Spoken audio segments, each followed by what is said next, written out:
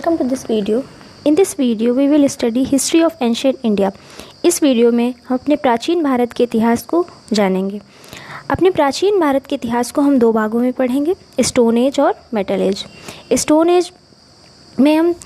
As को तीन भागों में डिवाइड किया गया है, पैलियोलिथिक यानी ओल्ड स्टोन एज, मीजोलिथिक यानी मिडिल स्टोन एज, नियोलिथिक यानी न्यू स्टोन एज।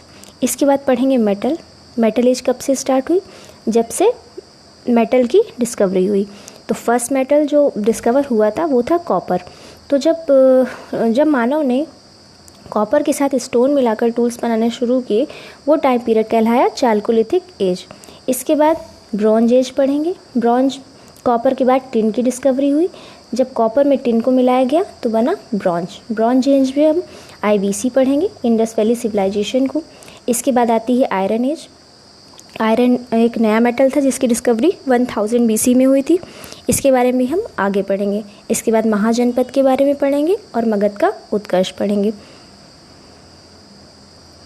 सबसे पहले पढ़ते हैं स्टोन एज को।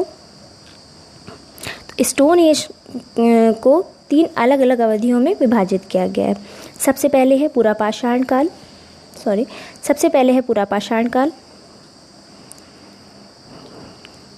जिसका टाइम पीरियड था 2.5 मिलियन BC से 12,000 BC। इसके बाद मीजोलिथिक या मिडिल स्टोन एज, इसका टाइम पीरियड था 12,000 BC से 10,000 BC।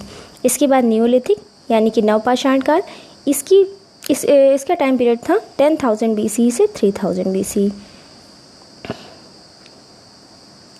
सबसे पहले पढ़ते हैं पैलियोलिथिक को यानी ओल्ड स्टोन एज। तो ये उस टाइम पीरियड की बात है जब जलवायु थी आइस एज से धीरे धीरे गर्म होने लगी थी। Hunter gatherers that move place to place, जो हंटर गैदरर्स थे वो जगह जगह पर एक स्थान से दूसरे स्थान जाते थे। अभी हंटर गैदरर्स कौन थे? जो अर्ली पीपल थे, जो उस टाइम के जो मानव थे, उनको हम हंटर गैदरर्स कहते थे। हंटर गैदरर्स क्यों कहते थे? क्योंकि उनका कार्य केवल इतना था, उनका काम सिर्फ इतना था, जानवरों का शिकार करना और अपने लिए भोजन एकत्रित करना। वो अपने खाने के लिए जगह जगह एक स्थान से दूसरे स्थान जाते, मतलब ऐसी जगह ढूंढते थे जहाँ पर ठंड कम हो, दैट पर नॉट टू कोल्ड। ऐसे स्थान पे जाते जो ज़्यादा ठंडे ना हो। वहाँ जाते, कुछ समय बिताते। जब वहाँ का खाना ख़त्म हो जाता, वहाँ के जानवर सारे ख़त्म हो जाते, फल फूल वगैरह ख़त्म हो जाते, तो वहाँ से अपना स्थान बदल देते थे। इसके बाद वो दूसरे स्थान पर चले जाते थे। अब इम्पॉर्टेंट साइट्स देख लेते हैं पैलियोलिथिक पीरियड की। सोहन वैली जो कि पंजाब में है, बेलन वैली जो कि मिर्ज़ापुर में है, भीमबेटका जो कि MP में। सबसे ज़्यादा जो पेंटिंग्स मिली हैं वो भीमबेटका मध्य प्रदेश में मिली हैं पैलियोलिथिक पीरियड की। इसके बाद पैलियोलिथिक टूल्स देख लेते हैं। Tools was big blunt and rough. जो टूल्स थे उस टाइम पीरियड के, पैलियोलिथिक पीरियड के, वो बहुत ही बड़े बड़े, खुरदरे और बहुत ज़्यादा एज वाले नहीं होते थे।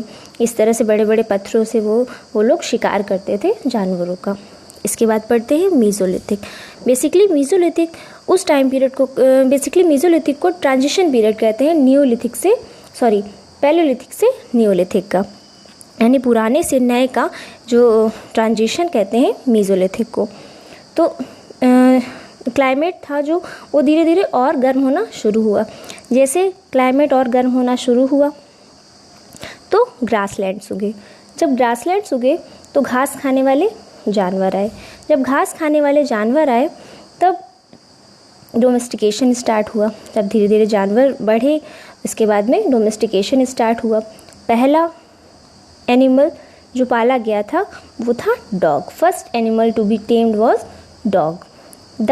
इस काल में सबसे ज़्यादा इम्पॉर्टेंट चीज़ क्या थी?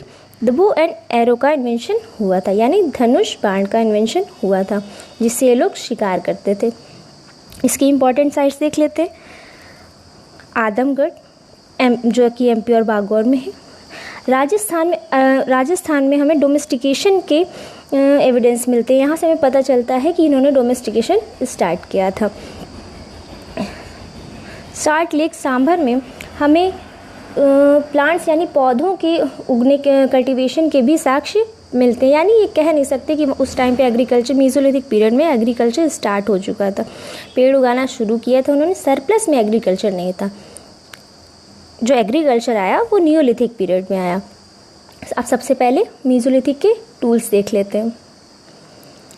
मीसोलिथिक के जो टूल्स सबसे ज़्यादा अच्छे माने जाते हैं। क्यों माने जाते हैं? क्योंकि उस टाइम पर माइक्रोलिथ का आविष्कार हुआ था। माइक्रोलिथ किसे कहते हैं?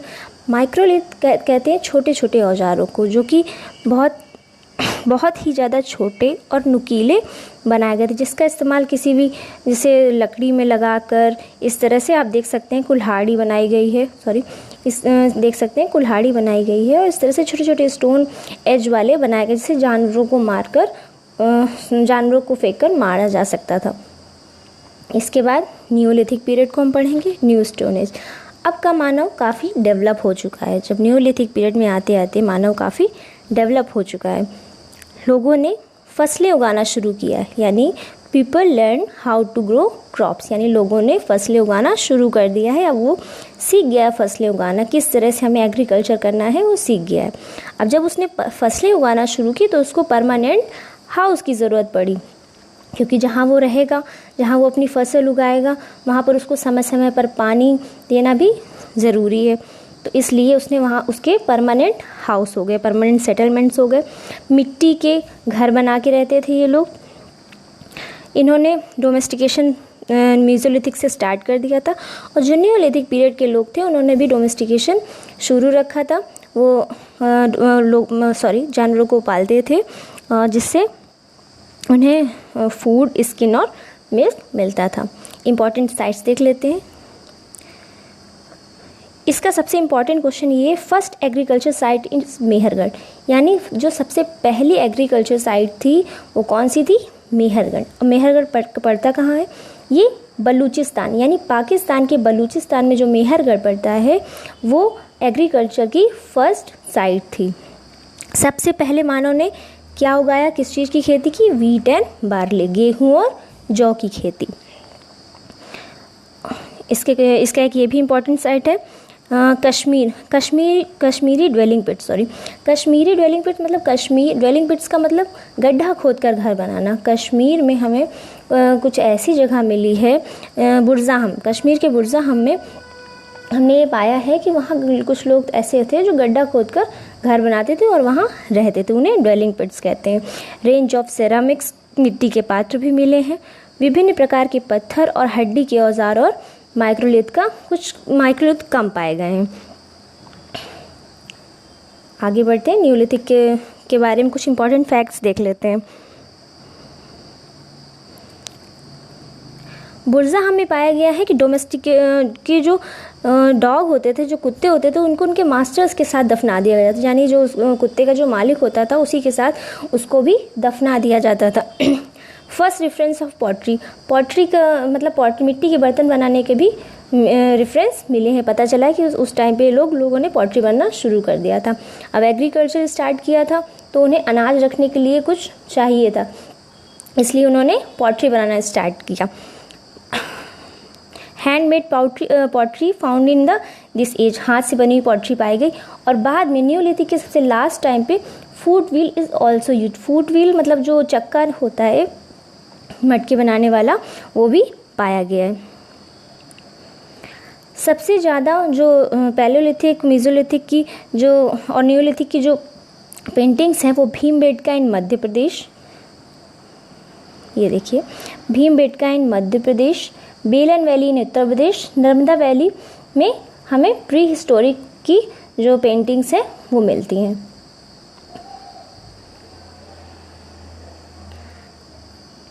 अब नियोलिथिक के टूल्स देख लेते हैं। अब जैसे मैंने बताया कि नियोलिथिक पीरियड में लोग काफ़ी डेवलप हो चुके थे। अब के टूल्स काफ़ी शार्प और पॉलिश्ड थे, पॉलिश्ड एक्सेस थी, ब्लेड्स थे, एरोहेड्स थे, जैसे कि आप इस फिगर में देख सकते हैं। इस टाइप के टूल्स बनाना उन्होंने सीख लिया था, जिससे उन्हें शिकार करना बहुत ही ज़्यादा आसान हो गया था। कुछ इंपॉर्टेंट क्वेश्चन देख लेते हैं स्टोन एज के, जो अब तक के एग्ज़ाम्स में आए हुए हैं। सबसे पहला क्वेश्चन है, what was the first animal to be tame? पहला जानवर जो पाला गया था वो कौन था? The first animal to be tamed was dog. Second question, in which region microliths have been found? The microliths have been found in Brahmagiri. कहाँ पर? ब्रह्मगिरी में। In which age the fire was discovered? कौन से युग में आग का आविष्कार हुआ? तो the fire was discovered in the age of Palaeolithic. Next question, in which age the wheel was discovered? The wheel was discovered in the age of Neolithic. Question number 5, when did the Homo sapiens come into being on this earth? About 40,000 years ago.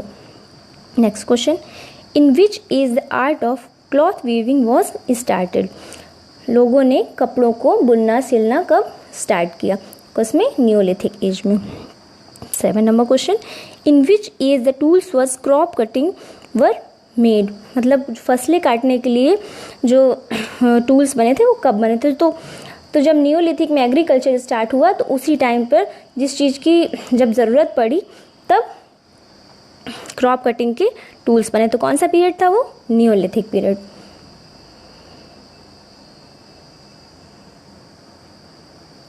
Next class में हम पढ़ेंगे chalcolithic as के बारे में।